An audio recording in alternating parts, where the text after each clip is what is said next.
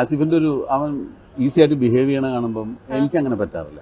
എനിക്ക് അത്ര ഈസി ആയിട്ട് ആസിഫ് ഒരു ക്യാരക്ടറൊക്കെ ചെയ്യുമ്പോൾ നമുക്ക് ഇങ്ങനെ ഇപ്പോൾ ഡയലോഗൊക്കെ പഠിച്ചിട്ട് പറയണമെന്ന് തോന്നില്ല, അവൻ സംസാരിക്കണമെന്ന് തോന്നുള്ളൂ. അത് അവൻ്റെ ഒരു രീതി അതാണ്.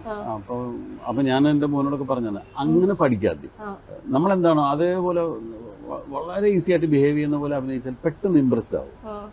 അതാണ് ആസിഫിന് കിട്ടിയ ഏറ്റവും വലിയ ബെനിഫിറ്റ് ആയിട്ട് എനിക്ക് തോന്നുന്നത്. അപ്പോൾ വളരെ നാച്ചുറലായിട്ട് നമ്മുടെ ഇടയിലുള്ള ആരോ സംസാരിക്കുന്ന പോലെ പെരുമാറുന്ന പോലെ അവൻ ലൊക്കേഷനിൽ വന്ന് എന്നോട് വർത്താനം പറയുന്ന പോലെ തന്നെയാണ് വന്നു കഴിഞ്ഞിട്ട് ക്യാരക്ടറായിട്ട് പറയുമ്പോഴും അതിനകത്തൊരു കൃത്രിമത്വം തോന്നില്ല, വളരെ നാച്ചുറലായിട്ട് അങ്ങ് ബിഹേവ് ചെയ്യണം അതുപോലെ തോന്നി. അപ്പോൾ അങ്ങനെ ചെയ്താൽ നന്നായിരിക്കും എന്നിങ്ങനെ ഞാൻ പറഞ്ഞു കൊടുത്തിട്ടുണ്ട്.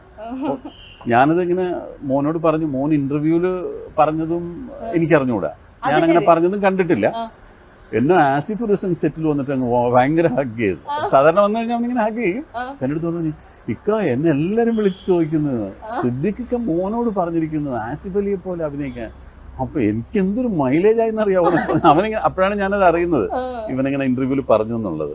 അല്ല, എന്നാലും മകനും സിനിമയിലേക്ക് വരണം എന്ന് പറയുമ്പോഴത്തേക്കും ചില ആക്ടേഴ്സ് അതിനെ ഭയങ്കരമായിട്ട് എതിർക്കും. വേണ്ട, നിങ്ങൾ വേറൊരു വഴി തേടൂ എന്ന് പറയും.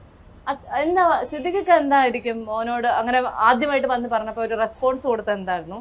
എനിക്ക് വലിയ സന്തോഷമല്ലേ. എനിക്ക് എൻ്റെ മക്കളൊക്കെ സിനിമയിലൊക്കെ വരണം എന്ന് തന്നെയാണ് എൻ്റെ ആഗ്രഹം. കാരണം ഞാൻ ഇത്രയും കാലം ഇടപെട്ടൊരു മേഖലയാണ്. അവിടെയുള്ള എത്രയോ ആളുകളെ എനിക്കറിയാം. അല്ലെങ്കിൽ അവിടെ എങ്ങനെയാണ് അവിടെ നമ്മൾ വളരേണ്ടതെന്നൊക്കെ എനിക്ക് മനസ്സിലാക്കാനും പറഞ്ഞു കൊടുക്കാനൊക്കെ പറ്റും. ആ സമയത്ത് വേറൊരു മേഖലയിൽ പോയിട്ട് നീ എങ്ങനെ സക്സസ് ആവണമെന്ന് ഞാൻ അങ്ങനെ പറഞ്ഞു കൊടുക്കും, എനിക്കറിയില്ല ഒന്നിനെ പറ്റി. അപ്പൊ എനിക്കൊരു അവരെ ഗൈഡ് ചെയ്യാൻ പറ്റിയൊരു മേഖല സിനിമ തന്നെയാണ്.